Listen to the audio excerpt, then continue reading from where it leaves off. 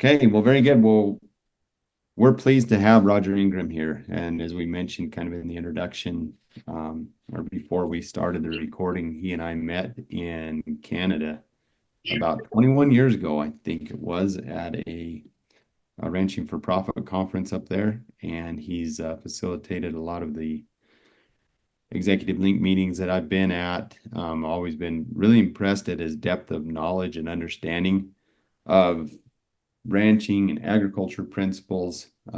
Grateful that he's able to join us here and be able to share some of his knowledge. And he told me, which I didn't know, he recently moved from California to Texas. So we're grateful that you could be here with us this afternoon, Roger. Is there? I know you're based on your screens. Those that are watching on Zoom or watching the recording, you can see you're a baseball fan, but is there anything else that you feel like makes you unique and maybe things that don't come out in your bio, Roger, that you'd like to share with this audience? Oh, I just think I worked in cooperative extension service in California for about 31 years. And I just think the big thing about me is anytime trying to do teaching or those types of things, it's just really important for me to get as much interaction with people as possible. It seems like things go a lot better when it's sort of a collective participation versus always just just sitting up and lecturing and those types of things. So tried to just build on always having hands-on activities associated with whatever I was teaching, whether that was a grazing school for cattle or for sheep or goats, or talking about direct marketing of meat or whatever. Just it's just always trying to get the interaction going with people. And probably another thing is that I love to hike. And about 5 years ago, I hiked part of the Camino del Norte in Spain, and that was a real highlight for me. I walked about 329 miles of it, and I want to go back and finish type of a deal. So those are a couple of Oh, things. wow. That's pretty cool. 329 miles. What kind of time frame? That was about 3 weeks is what it was. Yeah, Okay. that's the Okay. thing. Pretty cool. Pretty cool. Yeah. Well, that's good. Well, you must stay in pretty good shape. Um, Try to, try to. There's others who do a lot better than me, but I try to, yeah. that's wonderful. Yeah. Well, we're grateful. Grateful that you're here with us. And yeah, we can jump right into your presentation. For those that are joining, we'll keep you muted during the presentation, but you can type questions, or if you need clarification, type them in the chat. And then at the end, you can either unmute or we'll answer questions. And if you'd like to stay on for a few minutes after we cut the recording, we'll do a little informal Q&A, and sometimes turns into more of a mastermind group type setting. So take it away, Roger. Okay, well, what I'm going to talk to you about today is sort of the people part of regenerative agriculture. Here I'm on Regeneration International and talking about what is regenerative agriculture. And down here, they've got a definition, and there's many of them out there describing farming and grazing practices that, among other benefits, will reverse climate change by rebuilding soil organic matter and restoring degraded soil biodiversity so we can get more carbon in the soil and improve the water cycle.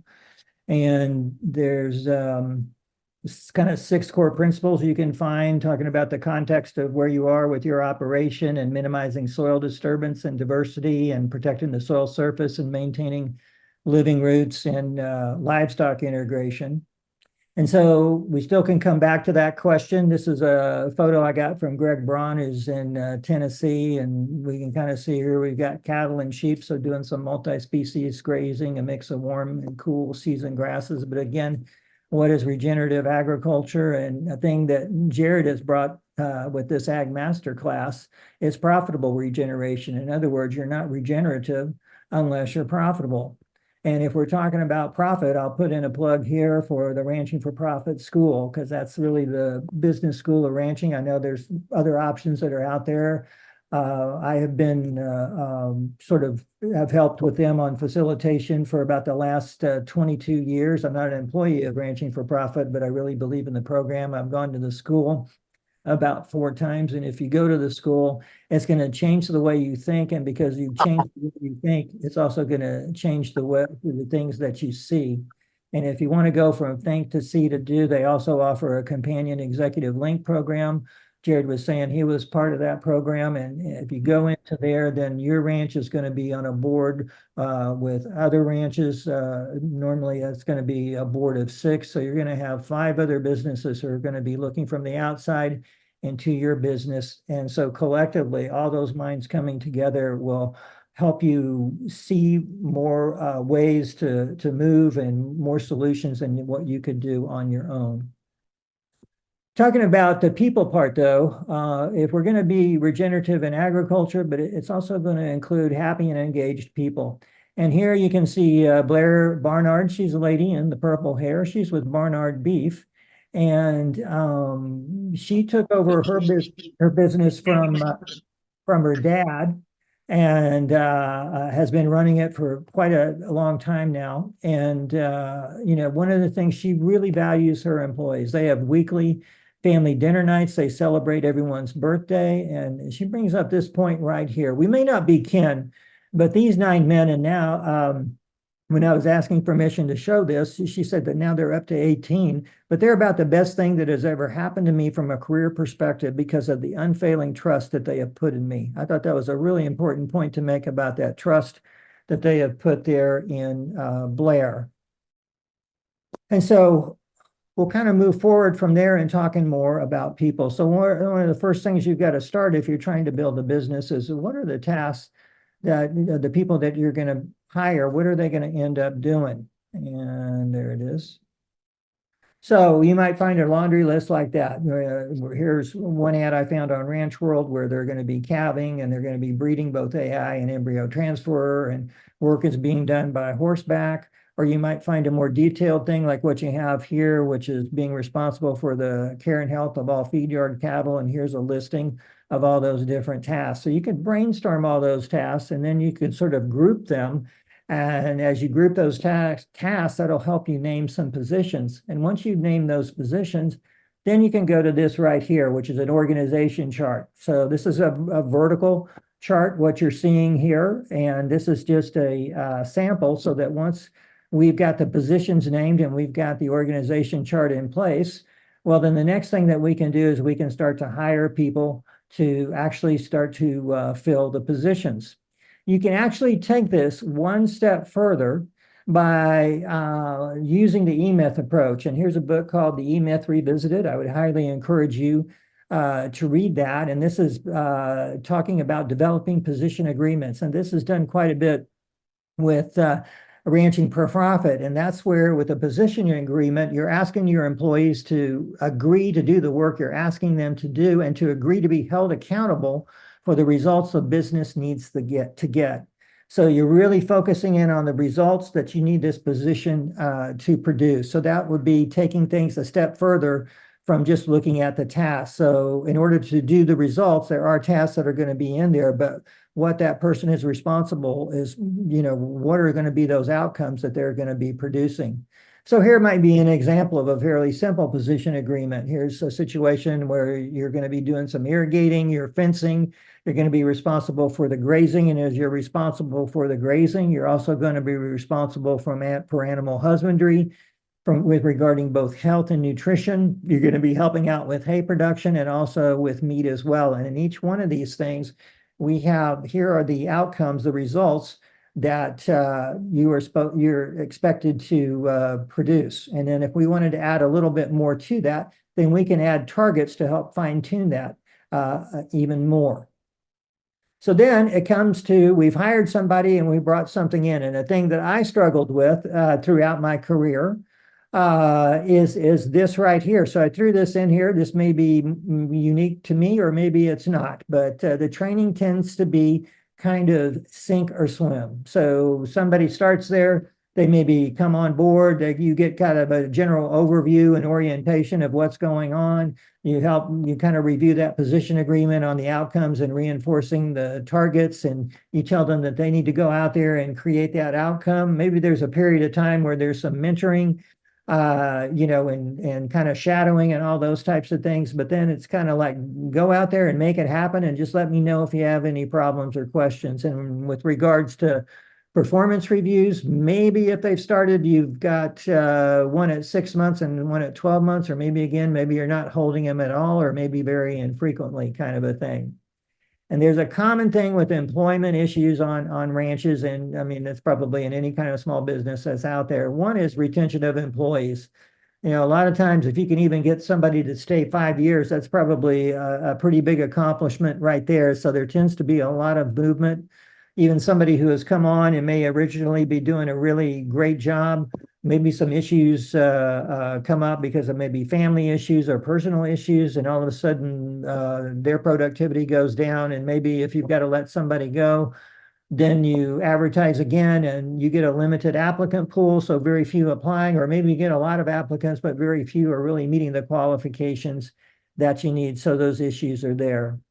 So then you might be thinking, well, I've kind of looked at what the tasks were, and then I've kind of looked at developing this position agreements. I've got my organization chart in place. Maybe I could do a little bit better job on my orientation and training and those types of things, but maybe I need to dig a little bit deeper. And anytime you need to do that, one place that you could go that I'd like to recommend would be Working Cows. You can see this is workingcows.net. Clay Conray has been doing this for several years. And what I did is I did a search for a guy named Burke Teichert. And here on episode 100, Burke Teichert had a podcast on training the next generation of ranch managers. And I listened to this. And if you don't know who Burke is, he is a very well-known former ranch manager. He went on several ranches, produced outstanding results, and then has a consulting business and is still doing presentations and consulting even today. And to summarize what he had on that podcast, he talked about with people, his felt the job as a manager would be to create an environment in which people want to excel. So the first thing was to provide them with the right tools. They've got to have the right tools in order for them to get going on their job. And he talks about training, that it's mandatory and training to a higher level. But you got to kind of figure out what really is that training program going to be. And once they're trained, then giving them freedom, in other words, giving them the autonomy to do their job and just backing away and let them do it. And then seeking input from everyone and recognizing that wherever you're at on that organization chart, valuable ideas can come forward, and then even proposing on an annual review, talking about how he would used to do annual reviews as he'd bring everybody on the ranch together. And in this case, it was like 15 people.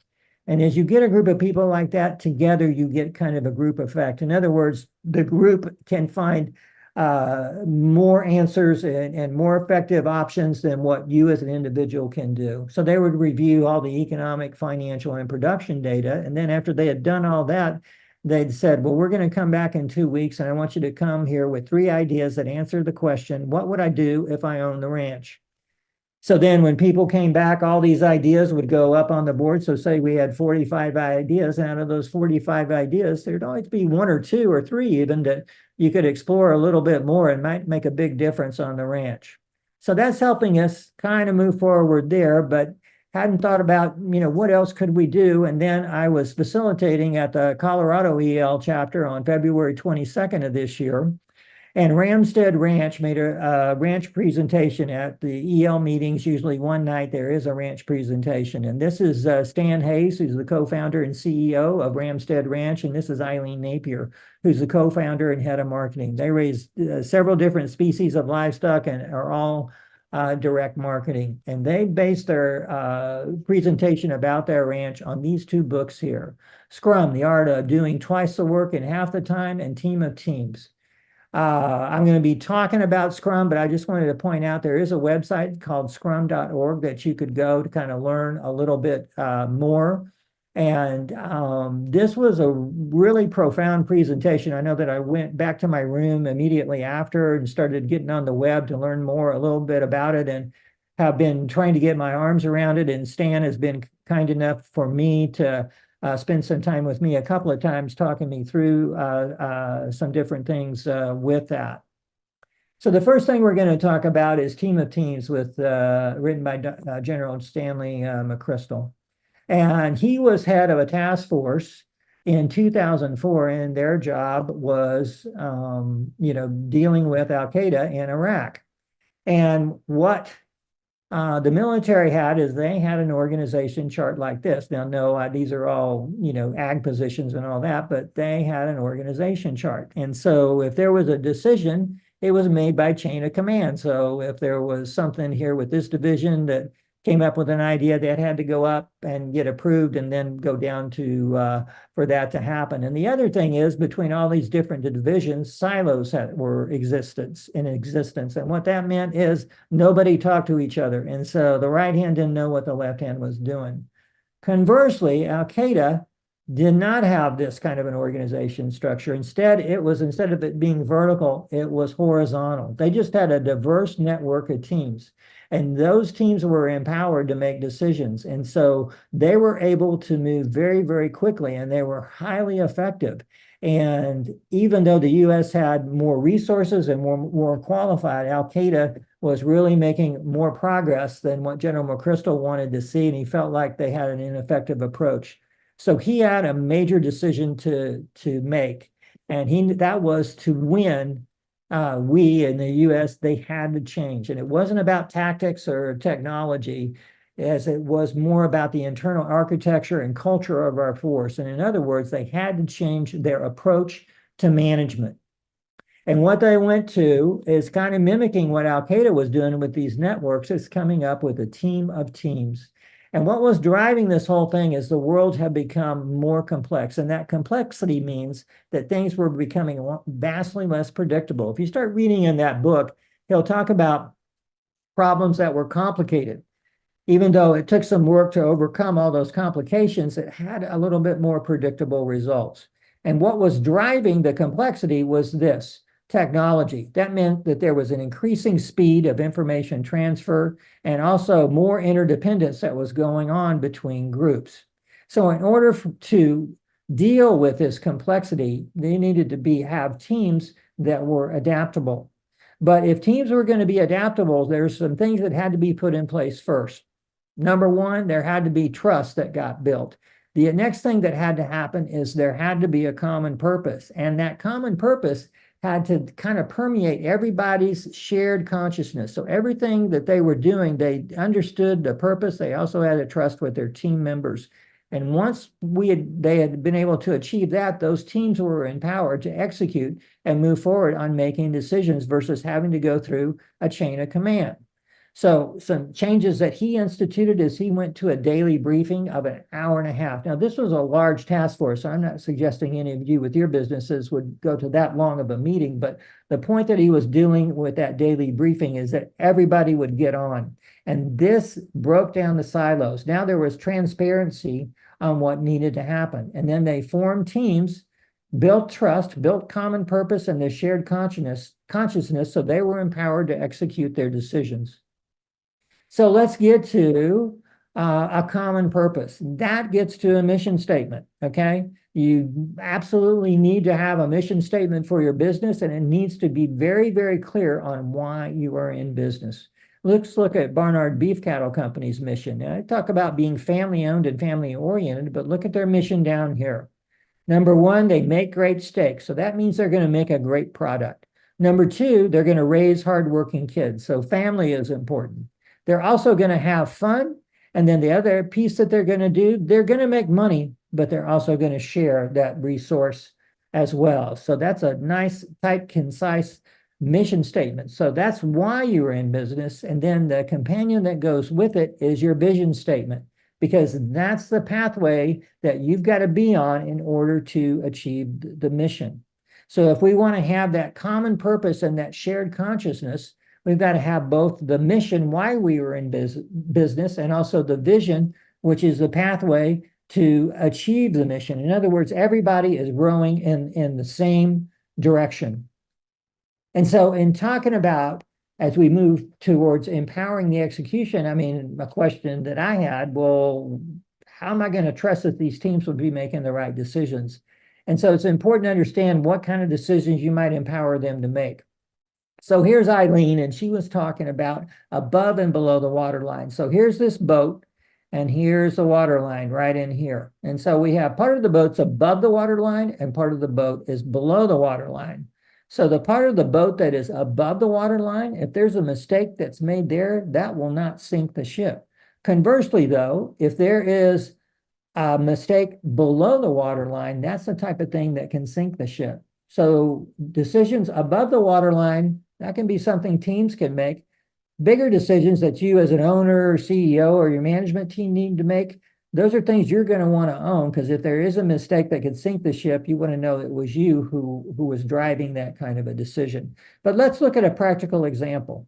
So Stan Hayes, again, he's the co-founder and CEO of Ramstead Ranch. He related this example to me. So Stan used to be in charge of ordering parts. And this was just one of many, many things that he had to do. And so, let's say he's got an extra 10 or 15 minutes, then he's kind of looking at, here's the parts we need and trying to get them ordered. But he began to notice that one of the employees would be talking to him, and he would have suggestion for parts and where to get them. And they were better deals than what he was doing. So this sets Stan up for a choice. This is right at the beginning when Ramstead Ranch was looking at this scrum. So he had to make a decision, and he had to choose between who or how. So he could focus on keep doing the how, i.e. ordering the parts and staying in control, or he could focus on getting a who was this employee, to do the how and letting go of control. So he figured, well, it's sort of a low risk kind of a thing. I'm just going to go ahead and try it. So he gave that person a credit card. So they started out with a $300 limit. Now, that any kind of mistake that's made there, that's going to be a minor bump to the business. But then that employee was doing such a good job, then they doubled that. They increased the limit to $600, and now he's at a limit of $1,000. So you can kind of define the boundaries of how much that decision making can occur. But the thing is, you have other people empowered to do the how for you instead of you having to do all the hows. And that's a really key point I want to stick with you. Another thing that Stan really emphasized to me is the values that they have at Ramstead Ranch. And there is a whole laundry list of them. The Scrum process kind of has these core values of courage, commitment, respect, and openness. And if you think that this isn't something that applies to agriculture, think again, okay? Values define how everyone in your organization should act. Here's Wine Glass Ranch. They do some cattle and farming in Nebraska. Their mission statement is productive and progressive plants and animals. And their values are, there's integrity in all dealings, that we will not sacrifice the long term for short-term gains, and that cleanliness shows clean character. So we need mission, we need value, we need mission, we need vision, and we also need values. So where this term Scrum came from? Rugby. And in here we can find a Scrum. Here we have two teams, and these two teams are coming together and they're working to move the ball forward as a team. So when we're talking about it in a business context, we're talking about this is where your team is coming together to help move the product forward. So I'm going to start throwing a bunch of terms here at you, but just really kind of think about how the process is going to work. So first part of Scrum is going to be the product owner. And the product owner, he is going to develop and communicate the product goal. So I came up with a product goal, and that's where we'll implement a profitable cow-calf enterprise. The next thing is that product owner will produce a product backlog. They just call it a product backlog, but I added the word milestones in here because that made it make more sense to me. So if we're going to implement a profitable cow-calf enterprise, here's kind of the steps I've got in here. There's breeding, there's calving, there's branding, there's weaning, there's shipping, there's what are you doing with the dry cows and managing them. I'm sure you could come up with a better list or add to that list, but those are kind of some major milestones that I came up. After looking at that list, that product owner makes sure that the team is going to have whatever supplies that they need to implement all those milestones, the vaccines, the minerals, and what other supplies are there. And this ensures that backlog is going to be transparent. Everybody's going to be able to see that and also understand what's going on with that. So here we've got our product goal and our product backlog of our major milestones. So then we're going to learn about this term called a sprint. And the sprint that we are going to use is with weaning. So the sprint is a time box period when a team works to complete a set amount of work. And in this case, we're going to do weaning. A sprint can be a month or less, or it can be a week or less. It can be a fairly short time frame. Weaning here might be what, a few days or a week or something like that. And then from there, what are all the sprint backlog of tasks that are needed to complete weaning? So what method are we going to use? In this case, we're doing fence line. When's the timing? Where are we doing it? What are the facilities? Are they in shape or not? Is there any sort of vaccinations that are going to occur a month before weaning with the calves? Something to review on stockmanship, and then on and on. You could come up with more on that as well, I'm sure. And then while we are doing this sprint on the weaning, there's a scrum master, and he's like a coach. He's coaching the team members and ensuring everything is taking place as positive, productive, and on schedule, and just troubleshooting any barriers that are happening there. And then we have the team members. And here's a key point. The team members help create the sprint plan. So if you're going to sit down, and what I'd encourage you on something like this is to sit down and spend a few minutes talking about here, well, weaning is going to be coming up in a month. How do we want to do it? And then have the team tell you how weaning should go. And you're going to draw that from the team. Now you are going to make some adjustments and maybe the order and those types of things, so you can still shape it how it needs to be, but you're starting to build a habit in the team that you want them to come up with a plan. And then while the weaning is occurring, there maybe needs to be some adaptation. So that's always going to be flexible. So if something is not working, we're going to look at how to change to make it better.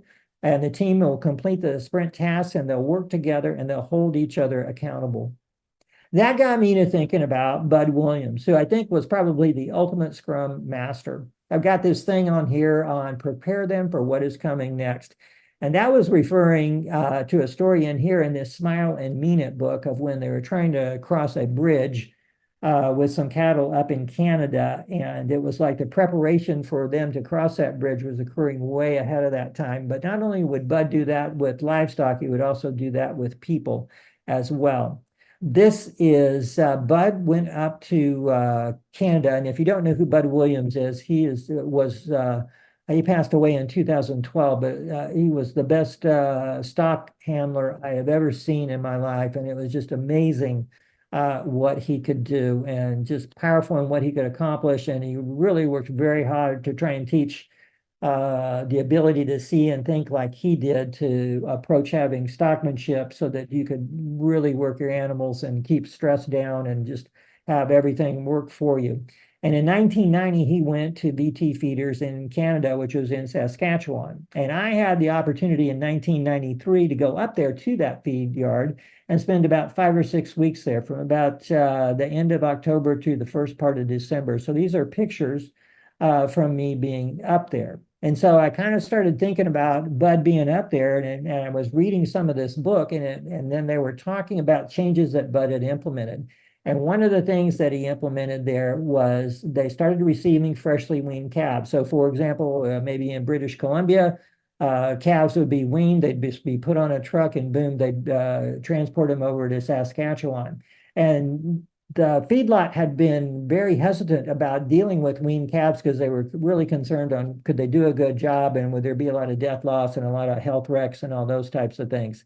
But Bud convinced them to do that. And while he did that, he developed the sprint of receiving freshly weaned calves. The first thing was that when a truck came with the calves, whether that was at midnight or 1 a.m. or 2 a.m. in the morning, that there was somebody there from the feed yard to meet the truck. And then after the calves were unloaded, they were brought to a pen. And when they were brought to the pen, then there was just a quick assessment on what did you need to do to the calves to get them settled. So in other words, if there was a lot of movement, that movement would get checked down. If there wasn't very much movement, then it would be to move those animals around and then show them where the water and the feed bunk was. And this is all going to be in the process of about 5 or 10 minutes of being in that pen and then leaving.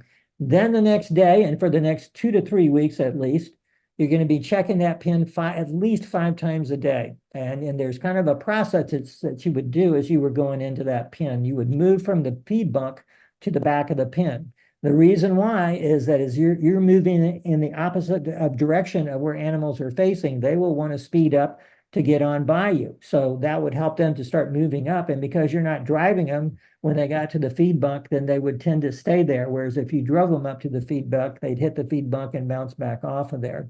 You could also, as the calves go by, start training them to pressure and release and observing them. And then the other thing too is that if Bud emphasized to all the pen checkers, like Steve here, for example, that if anything looks a bit off, don't wait until they're sick. Pull them, treat them early, and that way that'll help them not get that sick and recover quickly. And the big thing with Bud is if they were drinking and eating, most likely they would stay healthy. So that's an example of a scrum master, because Bud, like Steve, for example, he was responsible for several pins. I tended to spend some time with Dallas, who had his own set of pins. And Bud would, during the coffee breaks or during lunch or whatever, there'd be input on how things are going. The other thing is he would go by and monitor what's happening in the pins. And so he would try to work in building the capacity of these pin checkers to build their confidence in working with these freshly weaned calves. So the way all of this starts to work is a Scrum is a way to get work done in small pieces with feedback loops. And so in this case, we're going to do weaning. Okay, that's what we got from the product backlog. So we're going to have planning. And probably a lot of you are already having weekly meetings on what you're going to try and get done for the week. So you're already set up to do a planning meeting. Here, it's just maybe changing that structure a little bit. So weaning's coming up. How are we going to do it?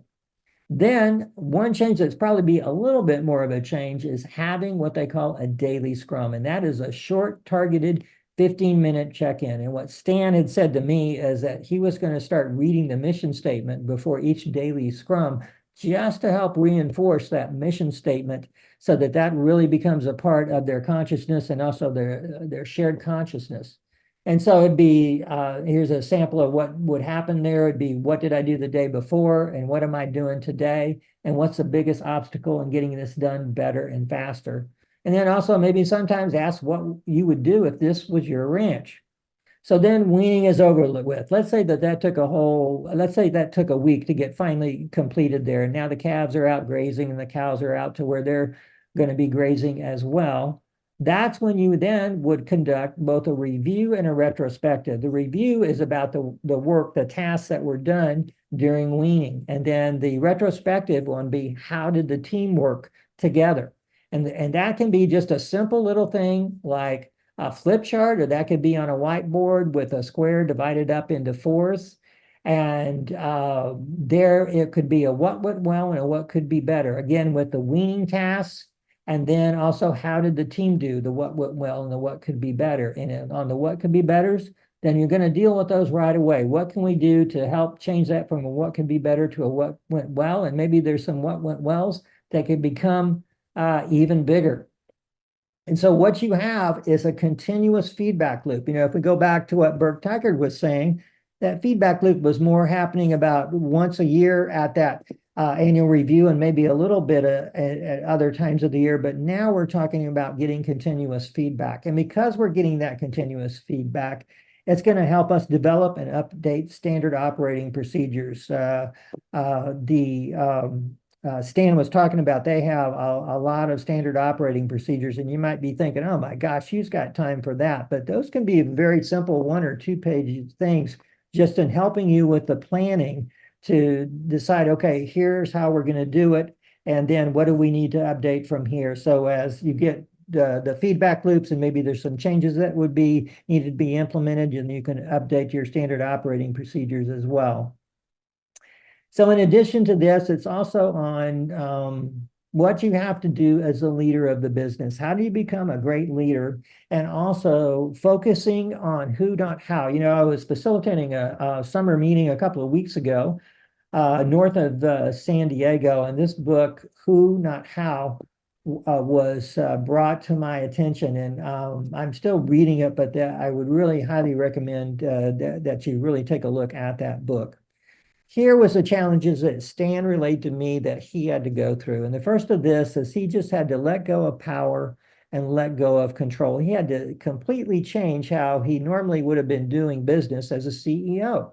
And what he had to focus on is he had to become an impediment remover and focus on ways to make jobs better. And he said this several times to me, and really hope that this kind of hits home to you. The little things matter. If you have little things, but they're dealt with quickly, that's a great way to build trust. And all those little things collectively can start to have some big impacts on the business. You need to be responsive to addressing issues and also acknowledge skills and accomplishment. He also talked about this whole concept of building trust. So when they were getting started on trying to do Scrum, and now, all of a sudden they're having a planning meeting and they're trying to do these daily Scrums and all of that. Well, how do you get people to where they really want to talk? Because, they would say, okay, what are some things you don't like about working here? Or what's a big barrier that you have? People were reluctant to say anything because our natural tendency is you don't know what the blowback's going to be if you do complain. So finally, Eileen relayed a story where nobody was saying much. And so she finally just blurted out, well, what does everyone hate here working here? And everybody said the printer because it never worked. It was unreliable. So what did they do is they fixed the printer immediately. Well, when the team started to see like that got fixed, well, they became a little bit more braver. So they started to bring some other things to the forefront. So Stan mentioned that they fixed 20 other things quickly as well. That's where they started to earn the trust, and that the buy-in took about 4 to 6 weeks. What was the result? The result was that by focusing on the who to get their how done more effectively and removing barriers and those types of things, Stan's time was freed to focus on the bigger picture, such as growing the business. He was also able to think about developing some things for getting out in front of things.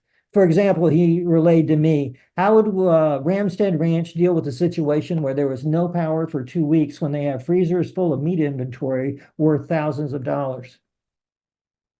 Also, I mentioned that they have standard operating procedures on everything. Their protocols with that helps hold everyone accountable. Those operating procedures helps allow for cross-training of new employees by existing employees. And they also have key performance indicators for everything. And when I talked to Stan a couple of weeks ago, he also said that what is happening now is the changes that the teams are suggesting are happening at such a fast rate that it's becoming difficult to stay up with documentation. A couple of other examples that he gave to me is now teams are saying that there's a potential inventory shortage that is like weeks ahead of time, whereas before maybe it would only be days or 1 week ahead of time. So they're able to better deal with how to address any kind of inventory storage. And then they also have another person who now has taken the accountability on maintaining the trucking schedule, because there's a lot of transportation that's going on with Ramstead Ranch on taking animals to the processor, picking up meat, getting meat delivered, and those types of things. And so as these teams are building their capacity and their ability to make effective decisions, it's just helping the business itself just grow and grow and grow. So let's review what all we've talked about. We've covered a lot today. We've got one, you as a business, you need a mission statement. You need to be clear on why you're in business. And another statement that you need here is a vision statement. That's the pathway to achieve the vision. Like, where do you want to be in 5 years? Okay, so that's the way that you can build your teams. And you also need a value statement. That's how everyone in the organization is going to act. And that value statement a lot of times will be built in here with the mission statement, but it's just a point to call that out as those 3 separate things. If you've got that, that now gives you an opportunity to build your teams. Again, you're dealing in a complex world, okay? And it requires a lot of adaptability. So you've got to build trust, okay? And if you show you're going to fix those little things right at the beginning, you're going to start to build trust with those teams. And that mission statement is going to help everyone be clear on that common purpose, as well as the vision and the value statement. And that starts to move forward on a shared consciousness, and that adaptability will then allow those teams to really move forward on the execution. So let's review the Scrum Essentials again. Here I've got a product backlog with milestones here. Again, I use this example of the cow calf, and you can see all the phases that I've got here. And then here's the tasks that are associated with any one of these as a sprint, when we use the weaning as an example. And so as we're doing this, what we're going to do is we're going to plan with the team on how weaning is going. We're going to have that daily Scrum update meeting that's going to occur. And at the end of whatever that sprint is, in the case of this weaning, we'll sit down and we'll do a review on just how weaning went and the tasks associated with it, and how did the team do as well with our sprint review and our sprint retrospective. And then we're just going to repeat it for the next sprint. So this Scrum thing allows for a continuous feedback loop from everyone. There, you need to focus on being an impediment remover, focus on ways to make jobs better. The little things matter. Addressing those can have big impacts both to the people in the business and also to the business itself. Be responsive to addressing issues and acknowledging skills and accomplishments. I've got some recommended reading here for you. There's Scrum, The Art of Doing Twice the Work in Half the Time. There's this Team of Teams with General Stanley McChrystal.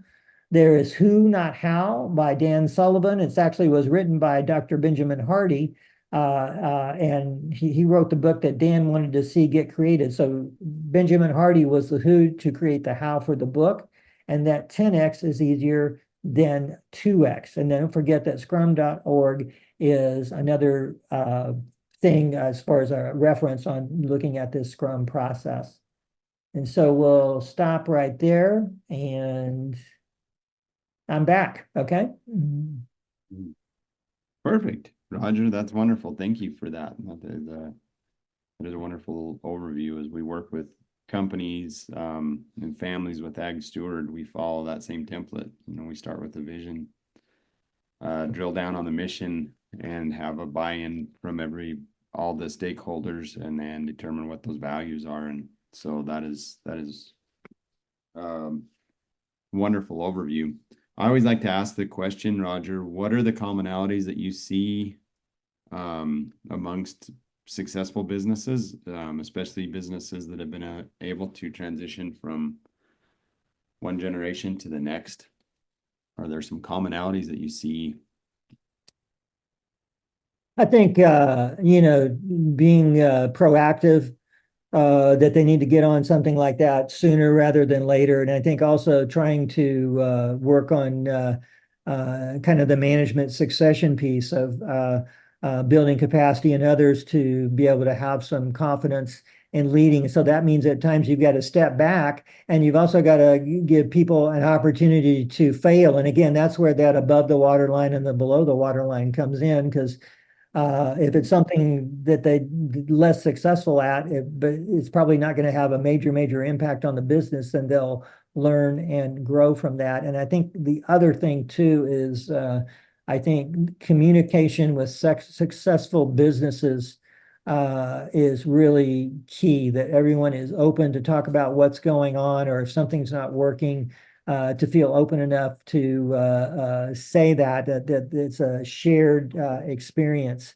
type of a thing. And so what can be a challenge sometimes is, what if you've hired somebody and they're very capable at what they're doing, but they do not want to make any sort of a decision at all. They've got to either have a written list or they've got to have a verbal list.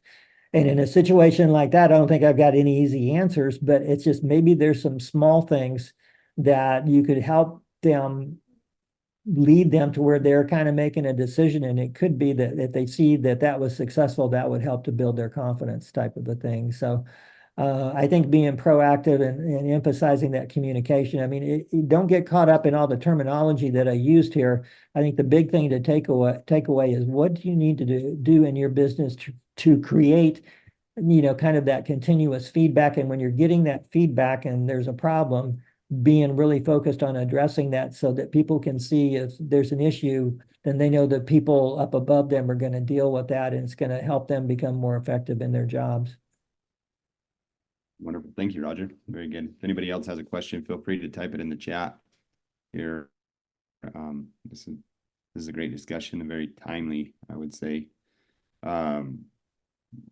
With your work with Ranching for Profit and other businesses that you've seen, kind of what do you see as the biggest challenge facing um, specifically ranchers, but farmers and ranchers right now? I mean, it seems like we're on the ranching side, we've got good cattle prices, but still there's a lot of concern about profitability. Um, that's kind of what I see, but I wonder if you see something else. I think, Jared, if it looks like our enterprises are producing, sufficient margin and everything like that, I think the big thing, and you kind of mentioned this already, is, how do we get to scale? And I think this is where that who, not how starts to come in. Are there other partnerships that you can do? Are there other solutions of getting others to do the how for you versus you doing the whole thing? So for example, rather than doing here's a cow, it has a calf, that calf becomes a stalker, it's a grass finisher, and then it turns into meat, and now I got to sell the meat.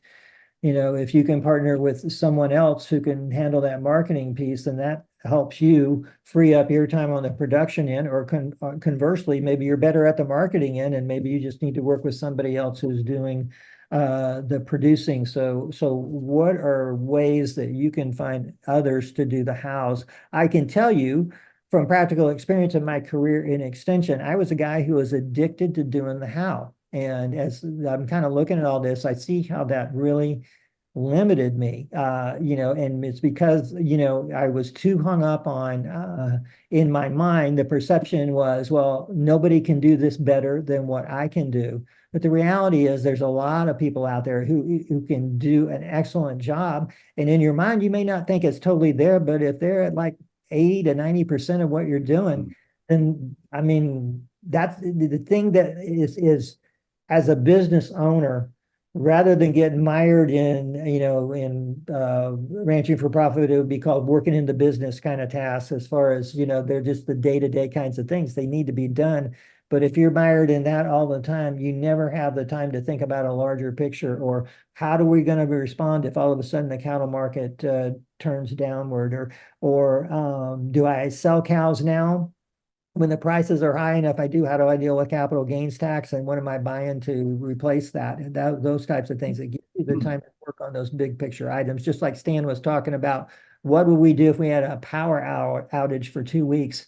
How would we keep the meat, frozen or fresh, in our freezers or whatever type of a thing. And so if you're always mired in having to get out there and order parts, for example, it's hard to look at those bigger picture items. One thing I did mention in there is that when they were doing that presentation last February, they were originally scheduled this year in 2024 to be at $2.2 million in sales. And at the time they were projecting maybe they could get to 3.5. When I talked to Stan a couple of weeks ago, I asked him, were they still on track for that? And he said, he thought that they were more going to hit 2.8 million. But the thing that he relayed to me is this, that he felt like that they were structured to where they could go to 5 million in sales with no additional overheads. That means no additional land, no additional labor. Those are going to be your two largest overhead costs. And that to me was really suggesting the power of what can happen here. And like I say, you don't have to embrace the whole thing, but I mean, just getting that regular communication going and fixing small things can get you on, I think can help jumpstart what you're doing. Yeah. Yeah. Very good. Very good. Thank you, Roger. Tony asked a good question here. He says, this is a very comprehensive program. How do we keep from getting overwhelmed? Just, I think, take it at its most simple process. When they made that presentation, I went to my room that night, and I started getting mired in all the minutia on all this Scrum stuff, and I was going crazy. And then I went and talked to Eileen, and I said, I don't see how this can get implemented. And she just said, well, just start simply. Maybe just start with a daily update meeting, short and to the point. And whatever issues are brought up, then try to deal with them and just build on it from there. So don't feel like you got to do the whole apple. I do think the one thing to think about, though, in every business, whether it's you got cow calf, you got stocker, you got lambs, you got goats, You got custom grazing or whatever. All of those things break down to certain major events that are occurring. And each one of those events have kind of tasks associated with it. So it's kind of like taking and developing a production calendar, but also associating what those major events are, and they're trying to track what are the things that we need to do. And maybe it's just take one enterprise and do that and see how that goes, and then go forward from there. So start small and keep building on it. I also didn't have a book up there that I probably should have, is a book called Atomic Habits by James Clear. And I read that book, and he talks about in getting started, just set a goal with a very low bar, but that means that you're going to show up and you're going to do it. And my example is my dining room table. When I would come in at night from my extension work or a night meeting or whatever, I would throw stuff on top of my dining room table. So I would first fill it up horizontally, and then I would start to fill it up vertically. And then finally, when stuff started to fall off, I would finally have to clean it off. So that was like a 4 hour process dealing with all that. So when I read that book, I said, you know what? That table, that's going to be the difference. And I just made a decision that, anytime I saw that table getting a little bit cluttered, I was going to start to clean it up. And that just gave me a really low bar of just seeing a little bit of stuff, and I kept doing it. And to this day, I keep that table clean. So I can attest that that approach does work. So start small and keep building forward. Don't make it too complicated. Yeah, very good. Very good. Good questions, you guys. Appreciate the input, and appreciate those that are on here live and those that are watching the recording or listening to the podcast. We hope you found value in this. I was thinking about an experience that I had shortly after we were married, Roger, when we came to work back on the ranch where I grew up. It was before we had kids. My wife and I had we'd only been married a few months, and my dad put us in charge of trailing or moving our herd of cattle that went from their summer range to the winter range. Okay. We had about 600 head of cattle, and had just the three of us, three people, my wife, myself, and Raphael. And so to kind of give some context, this is big, wide open Nevada. We left the water point where we'd overnighted, crossed the highway, and then my dad drove the pickup around to meet us. And it was probably about 7 or 8 miles where he was going to meet us, where we were going to cross highway again, and then they would be kind of in this, several thousand-acre field, but they would be where they needed to be, and we'd take them on to water. So should have gotten there by mid to late afternoon. This was fall time, so the days were short. When we left my dad in the pickup, it was a little bit overcast, and then as we started out across this big kind of wide open sagebrush flat, it started to snow. Okay. And wind started, just a nice even blow, not like a blizzard or anything, but it just was just a wet, soaking snow. And I thought, this is okay because the cows know where they're going. And really, 3 people could have moved them easily. And so we kept going, and had minimal visibility. Really no point of reference, no fences, no trees, no roads. This was just right out across a big, vast nothingness like we have here in Nevada. And I began to question, do the cows really know where they're going? Because you kind of lose track of time. You definitely felt completely disoriented, didn't know which way was north or south, didn't have a compass. We didn't have cell phones. We didn't have walkie-talkies or radios or anything, any way to communicate. All we knew was we had these cows, and we could leave the cows, but we didn't know where to go and to get back to where to meet my dad, or to go on to where we were going to meet him. And so as the day went on, I began to realize that the cows really didn't know where they were going. They were just turning tail with the wind like cows do, and keeping their tail to the wind and their heads out of it. So we couldn't even trust the cows at that point to know where they were going. Again, it wasn't a huge win, but it was enough that they didn't want to have their faces in it. And so we had to, all the things that we could rely on, we kind of had to realize, okay, there's really nothing. There's no communication. We kept thinking, man, if we just had a compass, if I just had a way to communicate with my dad or somebody to know which way the wind was blowing, if I had a road. And we prayed, we thought, we questioned, we really questioned, like, where do we go? It wasn't like a life-threatening thing. It wasn't super cold, but we certainly didn't want to spend the night. We were soaked through Yeah. by the time it got to be mid-afternoon, and again, we couldn't see the sun. It never lifted to where that was the other thing we prayed for. Just let it lift for 10 minutes, for a minute. Let us get some Right. bearings of where we need to go. And it never did. And it started to get dark, and we realized, man, what are we going to do?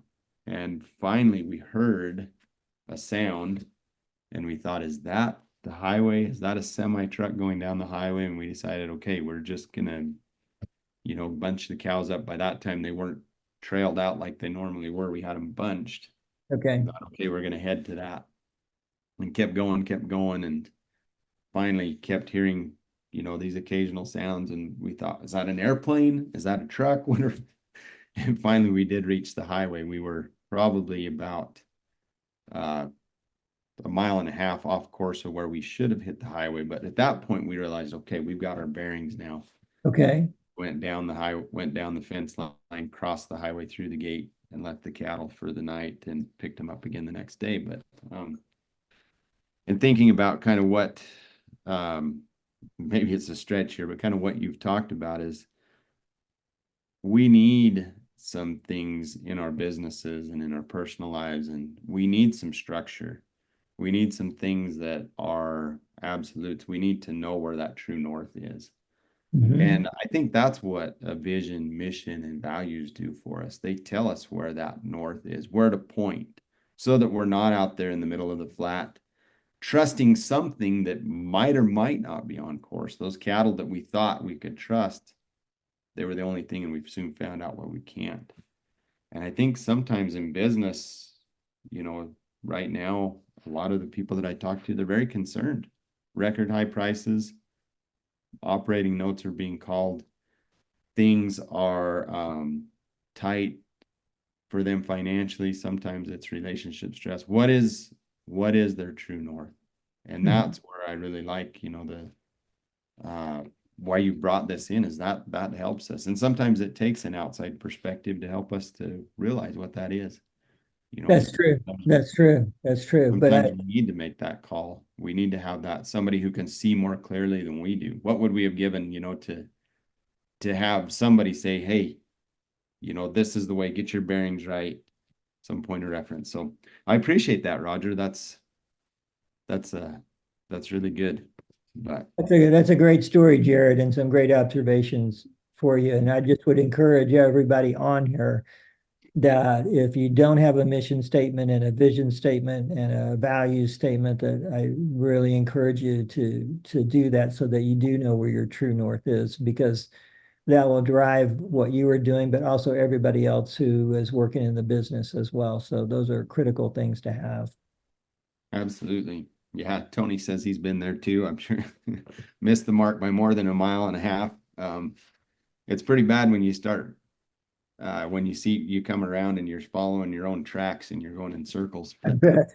I bet. um, we appreciate you, Roger, and um, with what we've done here today, what we do every 2 weeks or twice a month here at Ag Steward, we have these opportunities to be able to visit with people that are in our industry, sometimes outside our industry. They can provide that perspective that we might need, that perspective that I was looking for, and my wife was looking for when we were lost. And so with what we do, we've started doing some reach outs to people who register for these webinars. Um, our team will be reaching out to you and asking you uh, what your goals for your business are, your profitability goals, where your pain points are, what your vision is. And if there are ways that we can help at Ag Steward, we would be honored to. They're going to present an opportunity for you to be able to jump on a one-on-one call.